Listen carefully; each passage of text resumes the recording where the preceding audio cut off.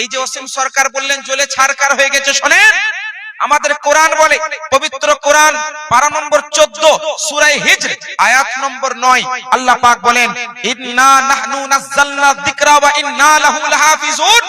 আল্লাহ বলছেন নিশ্চয়ই আমি কোরআন অবতীর্ণ করেছি আর আমি আল্লাহ এই কোরআনের নিজেই সংরক্ষক।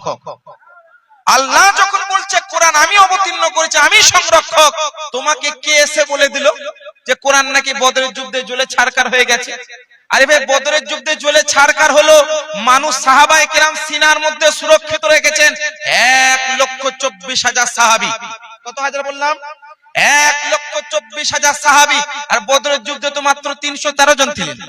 হ্যাঁ, আর 313 জনের মধ্যে তুমি ইতিহাস পড়োনি, তুমি হিস্টোরি পড়ো নাই।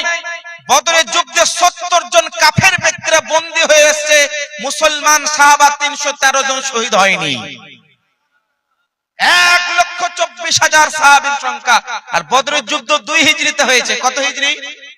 2 হিজরি। শুনে রাখেন, মক্কা থেকে মদিনায় হিজরত করার দ্বিতীয় বছরে বদরের যুদ্ধ 17 রমজানে হয়েছে। কি বললাম? 17 রমজান 2 হিজরি। এই বেটাকে কে বোঝাবে? 11 হিজরিতে আমাদের নবী ওফাত লাভ করেছেন, আর 11 হিজরি পর্যন্ত কোরআন নাজিল হয়েছে। তো বদরের যুদ্ধের সময় তো পুরো কোরআন নাজিল হয়নি, তো জ্বলে ছারখার হবে কিভাবে? ইতিহাস পড়েন। সমাজে এরকম অবমাননা মূলক, অসম্মান সূচক এবং অপমানজনক বাক্য ব্যবহার করে হিন্দু মুসলমানের প্রেম প্রীতি সম্প্রীতি নষ্ট করবেন না। তার কারণ আমাদের ইসলাম বলছে, কোরআন আল্লাহ পাক বলছেন আল ইয়াউমা আকমালতু লাকুম দীনাকুম ওয়া আতমামতু আলাইকুম নি'মাতি ওয়া রাদিতু লাকুম ইসলাম দীনা। সূরাতুল মাইদার আয়াত 6 নম্বর পারা, এই আয়াতটা সর্বশেষ আয়াত যেটা নাজিল হয়েছে। মনে রাখবেন 11 হিজরি পর্যন্ত কোরআন অবতীর্ণ হয়েছে, মানে মহান নবী সাল্লাল্লাহু আলাইহি ওয়াসাল্লাম ওফাতের আগে পর্যন্ত 10 হিজরি পর্যন্ত তো অবশ্যই কোরআন নাজিল হয়েছে। কোথায় বদরের যুদ্ধ 2 হিজরি, কোথায় কোরআন সম্পূর্ণ নাজিল হচ্ছে 10 হিজরি। 8 বছর পরে কোরআন কন্টিনিউয়াসলি নাজিল হচ্ছে, আর এই বলছে 2 হিজরিতে শেষ। এ বোকাকে কে বোঝাবে? ইতিহাস পড়ুন। আমি আপনার ধর্ম নিয়ে তো কোনো কিছু বলছি না, আপনার গীতা নিয়ে, আপনার মহাভারত নিয়ে তো বলছি না। ও এক কথা লিখেছে, সে এক কথা লিখেছে, আমি এইগুলোতে ইন্টারেস্টেড নই। কারণ আমরা হচ্ছে একজন ভারতীয় নাগরিক, আমরা হচ্ছে মুসলমান। ইসলাম আমাদের শিক্ষা দেয় দেশের প্রতি মহব্বত করা, ইসলাম শিক্ষা দেয় মানবতা, ইসলাম শিক্ষা দেয় মানসিকতা, ইসলাম শিক্ষা দেয় ইনসানিয়ত। কোন মানবিক জায়গায় দাঁড়িয়ে কোন একজন ব্যক্তি অন্য ধর্মের উপরে কখনো অবমাননা করতে পারে না। আমি একটা ফ্যাক্ট বললাম।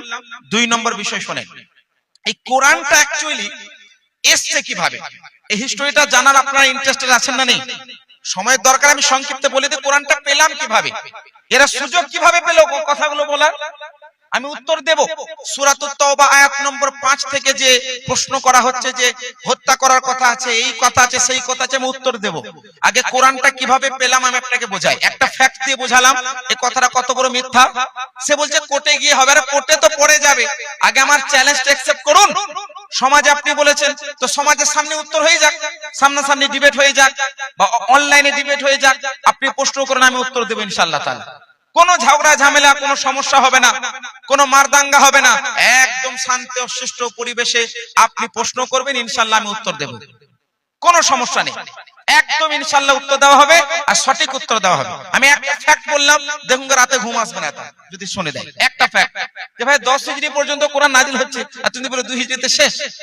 আর 2 নম্বর শুনেন, 2 নম্বর বিষয় হচ্ছে এই পবিত্র কোরআনটা আজকে যেভাবে আমরা পেয়েছি, এটা একেবারে কি এইভাবে নাজিল হয়েছে? হ্যাঁ, কাগজে লেখা পড়া হয়েছে, কিন্তু কোরআন এখন যেটা আছে তখনও সেটা ছিল, এটা আল্লাহরই কালাম। আমি শুনি আপনাদেরকে একটা কথা বলি, পবিত্র কোরআন টোটাল 2 বার নাজিল হয়েছে। কয়বার?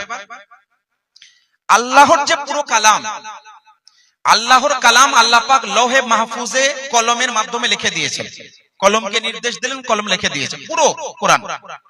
এরপরে এই যে আমাদের কাবা ঘর, মানে আরবে অবস্থিত কাবা ঘর, ও কাবা ঘর যতটা লম্বা চওড়া, মানে দৈর্ঘ্য প্রস্থ অতটাই কি কাবা? না, 7 তবক জমিন পর্যন্ত কাবা, 7 তবক আসমান পর্যন্ত কাবা। তো এই যে কাবা ঘরের যতটা লম্বা চওড়া দৈর্ঘ্য প্রস্থ, এই টোটালটা প্রথম আসমান পর্যন্ত টোটালটাই কাবা কিনা? টোটালটাই কাবা। তো প্রথম আসমানে ওই কাবার ওই বরাবর যে জায়গা আছে, ওইটার নাম হচ্ছে বাইতুল মামুর। কি নাম? বাইতুল মামুর। কাবাতে আমরা ইবাদত করি, আর বাইতুল মামুরে আল্লাহর ফেরেশতারা ইবাদত করে।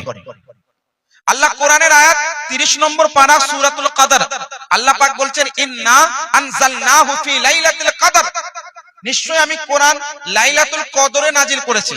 কিন্তু আমাদের কাছে যে কোরআন আছে নবীর উপরে যে নাজিল হয়েছে 23 বছরে নাজিল হয়েছে। কত বছরে? এটা তো লাইলাতুল কদরে নাজিল হয়নি। তো আল্লাহ কেন বললেন? ওই যে লৌহে মাহফুজে কোরআনটা আল্লাহর কালাম, ওই পুরো কথাটা কমপ্লিটলি প্রপারলি টোটাল একবার নাজিল হয়েছে প্রথম আসমানে বাইতুল মামুরে। বলুন সুবহানাল্লাহ। ওইজন্য আল্লাহ বলছেন আমি এটা নাজিল করেছি লাইলাতুল কদর, মানে পুরো কোরআনটা কোথায় নাজিল হয়ে গেছে? প্রথম আসমানে, যেখানে ফেরেশতারা ইবাদত করেন বাইতুল মামুর। এগুলো কোন আমি বাংলা চটি বই হাওয়া হাওয়াই বা গুগল মৌলবীদের মতো গুগল থেকে সার্চ করে আমি বলছি না। আলী কান ফি উলুমিল কোরআন উঠিয়ে দেখুন, যেখানে এই বর্ণনা রয়েছে।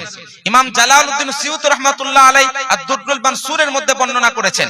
ইমাম জালালউদ্দিন সিয়ুতি রাহমাতুল্লাহ আলাইহি তাফসীরুল জালালাইনের মধ্যে বর্ণনা করেছেন। ইমাম ফখরুদ্দিন রাজি রাহমাতুল্লাহ আলাইহি আত-তাফসীরুল কবিরের মধ্যে প্রথম খণ্ডের মধ্যে ব্যাখ্যা করতে গিয়ে বর্ণনা করেছেন। এছাড়া একাধিক কিতাব আছে।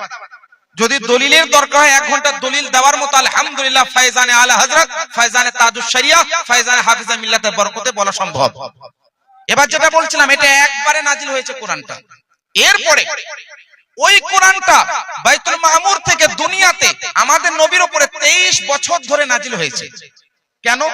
মানে পরিস্থিতি অনুযায়ী, সিচুয়েশন অনুযায়ী, অবস্থা অনুযায়ী।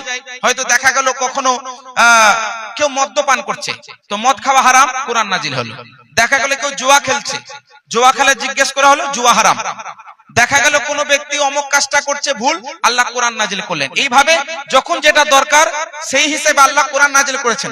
এই জন্য অনেকে কাফেররা বলতো হে আল্লাহ, হে নবী, এটা যদি কোরআন হয়, আল্লাহর কালাম হয়, তো একবারে কেন নাজিল হয়ে যায়? জুমলাতান ওয়াহিদা, একবারে কেন নাজিল হয়ে যায়? আচ্ছা, এই ওয়াসিম সরকার, এই ব্যক্তিটা হচ্ছে আপনার রোগগ্রস্ত ব্যক্তি। আমি এই ব্যক্তিটাকে সুস্থ মস্তিষ্কের মানুষ ভাবি না। নিশ্চয় তার মধ্যে কোনো খারাপ আছে, তাকে চেক আপ করানো দরকার আছে, হ্যাঁ কি না? সুস্থ মস্তিষ্কের মানুষ নয়। হয় ওই ব্যক্তি বিমার আছে, আর না হলে পেছন থেকে কেউ টাকা খাওয়াচ্ছে আর বলছে যেটা বলো। তো যেটা হোক, দুটোর মধ্যে একটা হবে। এইটা